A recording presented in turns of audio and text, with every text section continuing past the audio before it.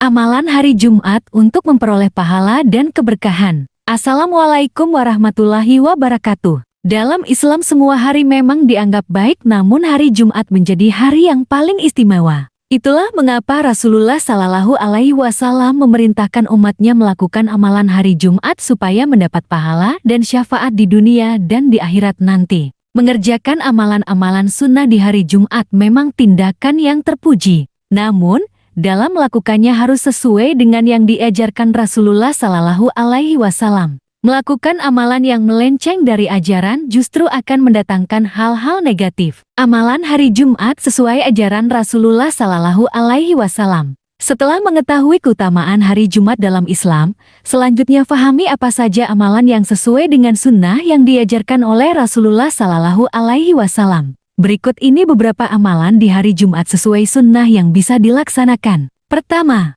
memperbanyak shalawat Nabi. Membaca shalawat Nabi tidak harus dilakukan setiap Jumat karena bisa dilakukan kapan saja. Namun, ketika membacanya di hari Jumat, pahala yang didapat akan dilipat gandakan oleh Allah SWT. Tidak hanya pahala, Rasulullah Shallallahu Alaihi Wasallam juga menjanjikan posisi yang dekat dengannya ketika di hari kiamat nanti. Berikut hadis yang memperkuat pernyataan tersebut.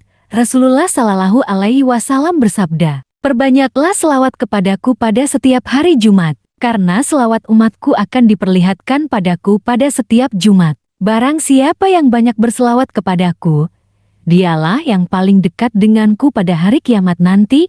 Hadits Al-Baihaqi. Kedua, memperbanyak doa dan zikir. Amalan hari Jumat agar doa terkabul adalah dengan memperbanyak doa dan zikir. Melakukan zikir bertujuan untuk mengingat Allah, meskipun bisa dilakukan kapan saja, ada baiknya memperbanyak zikir pada hari Jumat. Karena di hari tersebut pahala berzikir akan dilipat gandakan. Berikut ini ayat yang menyerukan untuk berzikir dan mengingat Allah SWT. Wahai orang-orang yang beriman, jika kalian disuruh untuk syalat pada hari Jumat, maka bersegeralah mengingat Allah. Al-Jumu'ah 9. Agar doa dan hajat dikabulkan, sebaiknya perbanyak doa di hari Jumat karena di hari tersebut Allah akan mengabulkan doa-doa hambanya yang bertakwa. Berikut ini hadis yang memperkuat pernyataan tersebut. Pada hari itu ada saat yang tidaklah seorang hamba muslim bertepatan dengannya dalam keadaan dia berdiri salat yang ia meminta sesuatu kepada Allah SWT, melainkan akan dikabulkan olehnya.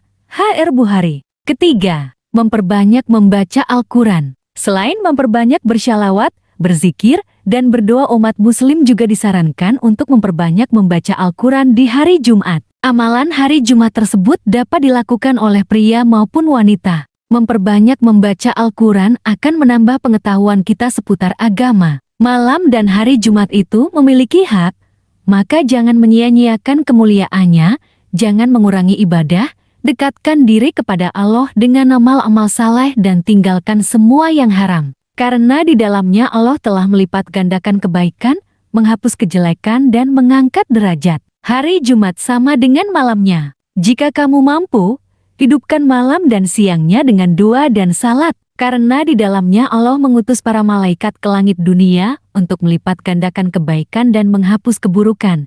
Sesungguhnya Allah maha luas ampunannya dan maha mulia. Keempat, membersihkan diri mandi. Amalan hari Jumat menurut hadits selanjutnya, yaitu membersihkan diri baik bagi pria maupun wanita. Membersihkan diri atau mandi di hari Jumat merupakan hal yang wajib bagi semua pria dan wanita yang sudah balik. Tak hanya mandi, Rasulullah Shallallahu Alaihi Wasallam juga menganjurkan amalan sunnah lain, yaitu bersiwak. Untuk saat ini, bersiwak dapat diganti dengan menggosok gigi menggunakan sikat gigi dan pasta gigi. Intinya bersiwak bertujuan untuk menjaga kebersihan dan kesehatan gigi dan gusi. Berikut hadis yang menyarankan umat muslim bersiwak. Hendaklah juga ia menyikat gigi dengan siwak.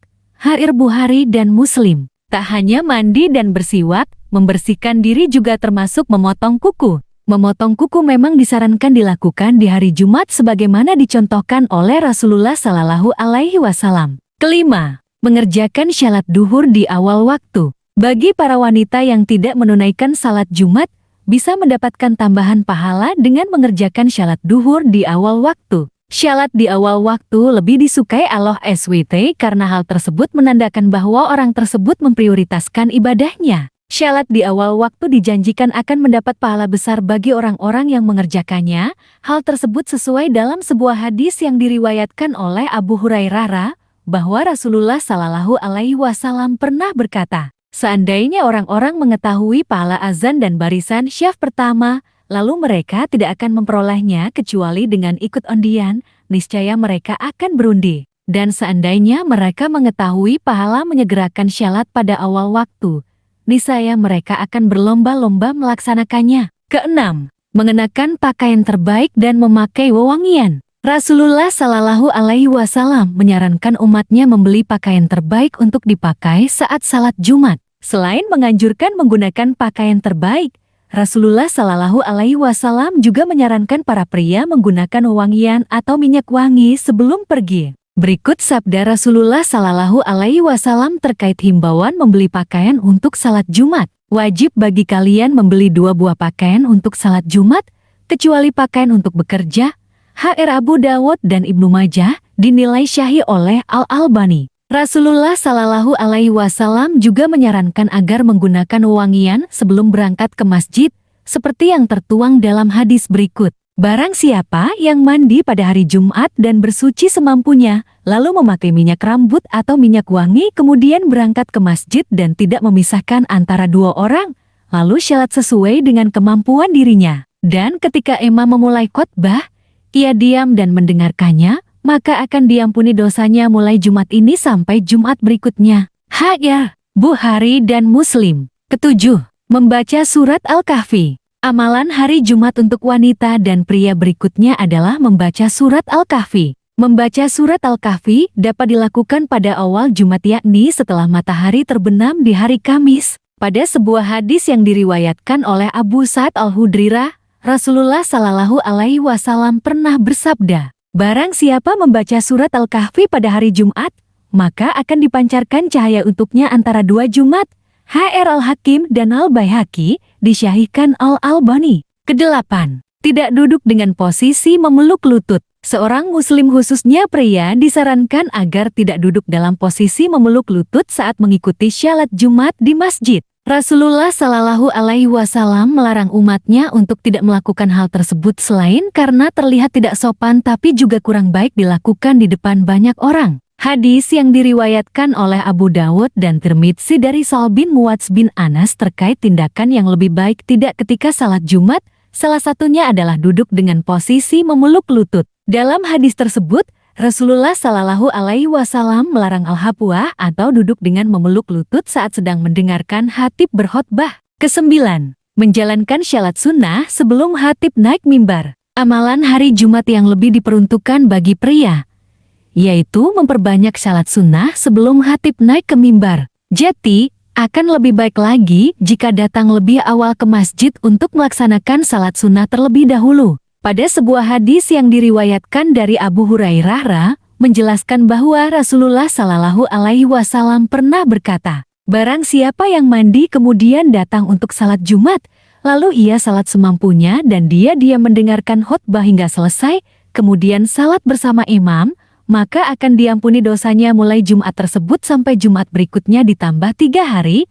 HR Muslim. Pada hadis tersebut, para pria tidak hanya disunahkan agar memperbanyak syalat sunnah sebelum khatib naik ke atas mimbar, tapi juga menjelaskan bahwa berbicara ketika khatib berkhotbah adalah hal yang dilarang. Selain tidak sopan, berbicara saat khatib berkhotbah juga akan mengganggu orang lain yang sedang mendengarkannya. Oleh karena itu, setiap jamaah syalat Jumat dilarang berbicara saat khatib berkhotbah agar ilmu yang disampaikan bisa dipahami dengan baik. Kesepuluh, segera berangkat ke masjid. Bagi para pria yang melaksanakan salat Jumat, sebaiknya jangan mengulur waktu ketika akan pergi ke masjid untuk syalat Jumat. Rasulullah Shallallahu Alaihi Wasallam menyarankan untuk segera berangkat ke masjid agar mendapatkan syaf terdepan. Tak hanya mendapat syaf terdepan, berangkat salat Jumat paling awal juga memungkinkan untuk menjalankan syalat sunnah sebanyak-banyaknya sebelum khatib naik ke mimbar. Orang-orang yang pergi salat Jumat paling awal akan mendapat pahala yang lebih besar dari Allah SWT. Amalan ini dianjurkan dalam hadis yang diriwayatkan oleh Anas bin Malik yang berisi sebagai berikut.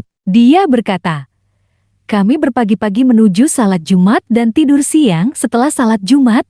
HR Bukhari. Ke-11. Mendengarkan khotbah dengan saksama. Di dalam ajaran agama Islam, para umat muslim diajarkan untuk menaati dan menghormati seorang guru. Maka dari itu, ketika khatib berkhutbah, para jamaah syalat Jumat harus mendengarkannya dengan saksama. Dalam surat Al-A'raf ayat 204, Allah SWT menegaskan agar jamaah bersikap tenang ketika khutbah dikumandangkan. Berikut rincian ayat Al-A'raf 204. Dan apabila dibacakan khutbah, maka dengarkanlah baik-baik dan perhatikanlah dengan tenang agar kamu mendapat rahmat. Qs. Al-A'raf 204. Nabi Muhammad SAW juga dengan tegas memperingatkan agar semua jamaah diam ketika mendengarkan khutbah, sebagaimana yang dijelaskan dalam hadis yang diriwayatkan oleh Ahmad, Al-Bazzar, dan At-Tabrani. Rasulullah SAW bersabda, "Barang siapa berbicara pada hari Jumat, sedangkan imam sedang berkhutbah, maka dia bagaikan keledai yang sedang membawa kitab orang yang bodoh. Sedangkan orang yang menyuruh diam kepada orang yang berbicara, ia tidak mendapatkan keutamaan Jumat seutuhnya." Ahmad, Al-Bazzar, dan At-Tabrani. Ke-12. Melaksanakan syalat sunnah setelah syalat Jumat. Amalan hari Jumat yang dianjurkan oleh Nabi Muhammad SAW tidak hanya menyarankan agar melaksanakan syalat sunnah sebelum khatib naik ke mimbar, tapi juga dianjurkan untuk melakukan syalat sunnah setelah pulang dari syalat Jumat. Syalat sunnah yang dilakukan sepulang salat Jumat bisa berupa 2 rakaat atau 4 rakaat. Anjuran syalat sunnah ini telah disampaikan Nabi Muhammad SAW dalam hadis berikut. Apabila kalian telah selesai mengerjakan salat Jumat, maka salatlah 4 rakaat. Apabila engkau tergesa-gesa karena sesuatu, maka salatlah 2 rakaat di masjid dan 2 rakaat apabila engkau pulang.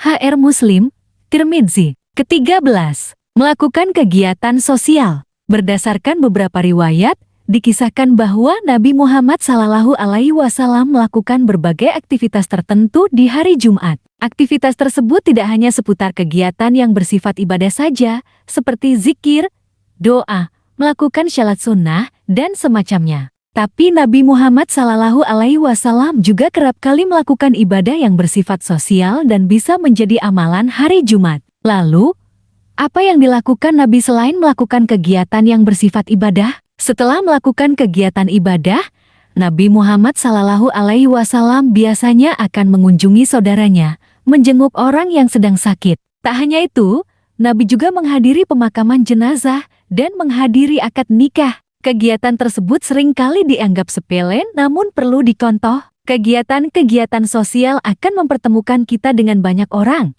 sehingga dapat memperkuat tali silaturahmi. Ke-14. Bersedekah. Bersedekah merupakan salah satu jalan termudah untuk mendapat rezeki yang berlimpah dari Allah SWT. Sedekah memang bisa dilakukan kapan saja.